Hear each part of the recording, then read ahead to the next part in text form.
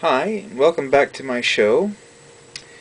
Before I begin, I wanted to make mention of something that I've been made aware of recently.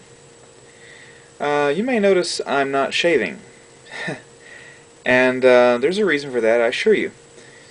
It's because well, I belong to another forum, this Mech Warrior forum. I just joined it actually a couple days ago.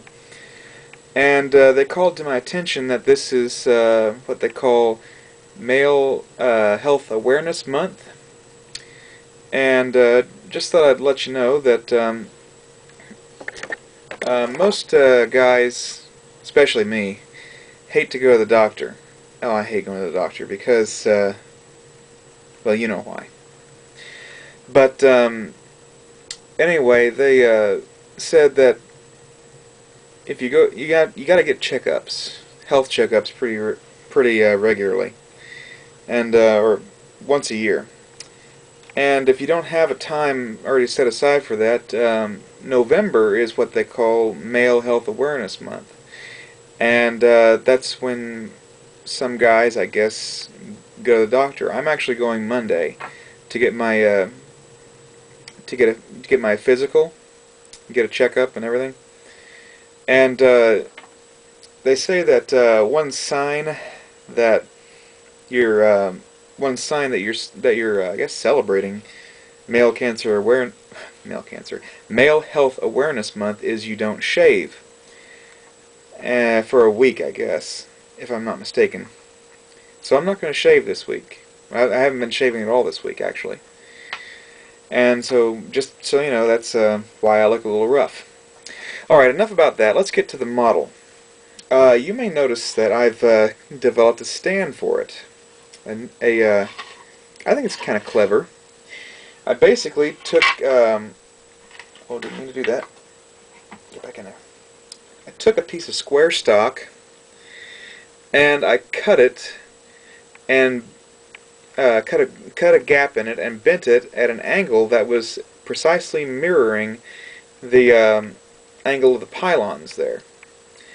Then I took my soldering iron. Where is it? There. Took my soldering iron, held it to the brass until it got really hot. And you can tell that by it turning slightly dark. And then I took and filled it with solder. Then I did that same thing with the other end of the brass stock here. Then after that was done, after it solidified, I bent them together and held the soldering iron to the joint until the solder started to flow. And then I took my solder and filled around it, waited for it to cool, and then used my Dremel to grind away the excess solder. By the way, I got a new Dremel. Well, not a new one. This is 25 years old, but a good person on Starship Modeler read my forum report that I had lost my Dremel, my rotary tool rather, and he told me that he had an extra one. It's 25 years old, but still in working order, and he wanted to know if I wanted it for whatever the cost of shipping. So he goes by the name Underlord on the Starship Modeler forums, and he was kind enough to sell me his Dremel for the cost of shipping. So thank you, Underlord. This is going to be great. Oh man, I wish I'd had this when I was trying to hollow out the inside of the main hull here, but better late than never. Okay, so let's see what I'm going to do tonight. I've already got this mounting system set up. Actually, I also want to show you what it looks like from the other direction, from the back end. I think this doesn't look half bad when you mount it this way. Oh, when I mount it this way. If I can get the there we go. Looks like it's taken off. Actually, here, let me enhance the visual a little bit. That looks pretty cool. So anyway, tonight what I'm going to do is I've made this plug right here.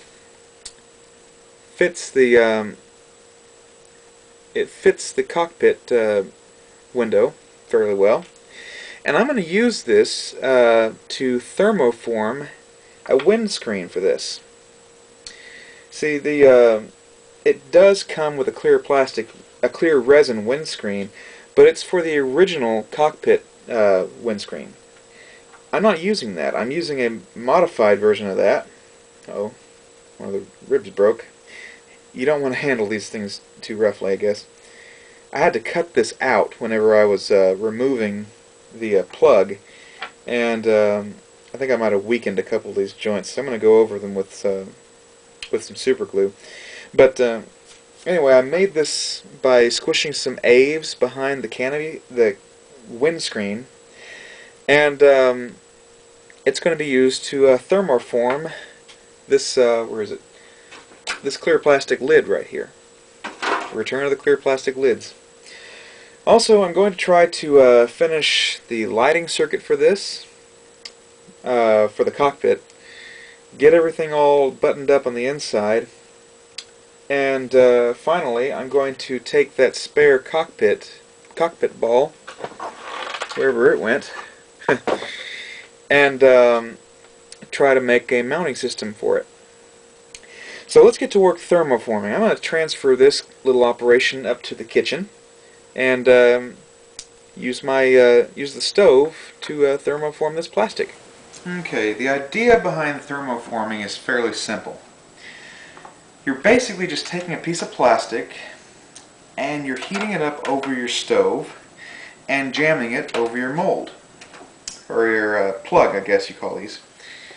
And I've got a fairly tall. I've made this fairly tall. The reason why is you want to stretch this over whatever it is you're molding. So I'm going to need some space actually. So I'm going to move over here with the camera just a little bit. Now I'm going to I'm going to turn my stove on. I'm turning it on to the highest temperature. This will take a little bit to heat up, so I'm going to just kind of go over some stuff before while this heats up. You have two choices basically when you're making a canopy. You can either vacuum form it or you can thermoform. Now, vacuum form is where you take your piece of plastic and heat it up just like this. Only you use a special machine called a vacuum forming machine. What that does is evacuates the air underneath the plastic and creates a it basically causes the plastic to perfectly conform to whatever it is you're molding, which is great for capturing detail. Well, not as good as like resin casting, for instance, but you can still get fairly good detail by vacuum forming. The downside is that you have to have a special machine and apparatus to do that, and if you don't scratch build that often, or if you don't make cockpit canopies or anything like that often, then you don't want to invest in a vacuum forming machine. Even a simple homemade one using a shop vac and a that pegboard.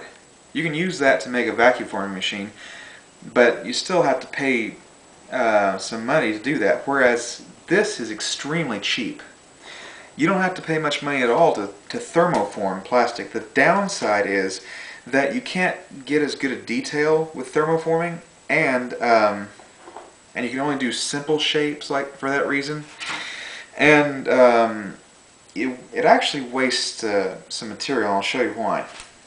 This is getting pretty hot, so I'm going to hold my plastic over it. It's not going to take long at all for this to get soft. There we go. There we go. Yeah. See how that shrunk up almost immediately? The reason why is that there's a difference. I'll explain as soon as I heat this, because this is going to take some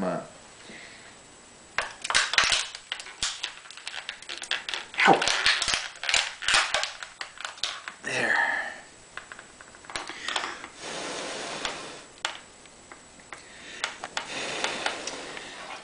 Okay, it's sufficiently cool for me to handle it.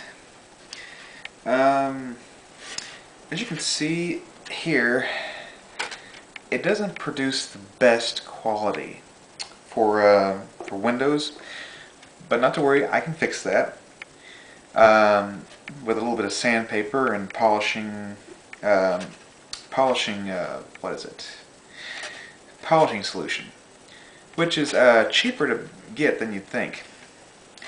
So anyway, if you really want, though, if you want really good windows or canopies or whatever, you might consider simply getting a vacuum forming machine, or contracting one of the guys who does have a vacuum forming machine to vacuum form over your plug. I wouldn't want to vacuum form over this one because I actually carved a little too deep. The putty oozed up through the frames as I was trying to free it, as I was trying to get it full of putty to make the plug. And whenever it hardened, I had to take my X-Acto knife and carve away some of the putty in order to extract it. And as I was doing that, I went a little too deep. It's hard to see, but you can tell where the frames are, and around that it looks terrible. So actually, thermoforming was the best way to get a canopy out of this. Okay, I'm going to go downstairs and see if this... I'm going to go downstairs and get the canopy frame and see if it fits. Okay, got my canopy up here. I fixed that the frame that I broke a second ago. And I also cut out the windscreen. Well, I rough cut it, basically. I'm going to trim it to fit this because this plug fits this exactly, which is not what I want, ironically enough. Whenever you make a plug, you have to realize that the vacuform or thermoform part that you make from it is going to be a little bit larger than the plug. See, it fits over this. And if it fits over this, that means it's too big to fit in here. So, now it doesn't mean it's useless. What you can do with something like this is trim a little bit back here, this part here, until it fits inside the windscreen you're trying to make it fit inside of. Then once you get it to where it'll fit, well, in this particular case, once you get it to fit inside the windscreen, you can push it up far enough against the frame that upon casual inspection you wouldn't notice that it doesn't exactly fit. So I want to go ahead and get this trimmed up. Also, I wanted to make mention of the fact that whenever you thermoform plastic, you actually change its chemical makeup, and it becomes brittle. See, here's a piece of scrap. It snaps cleanly. Whereas before, it was actually quite flexible by design, because, a cake pan lid or lasagna or whatever it is that this came from. I don't know what it came from, but anyway, it's designed to be flexible because, then you can pop it on and off of the tin foil bottom quite easily. So I'm going to take this back down to the basement, and I'm going to get to working on the windscreen, trying to get it to fit the frame.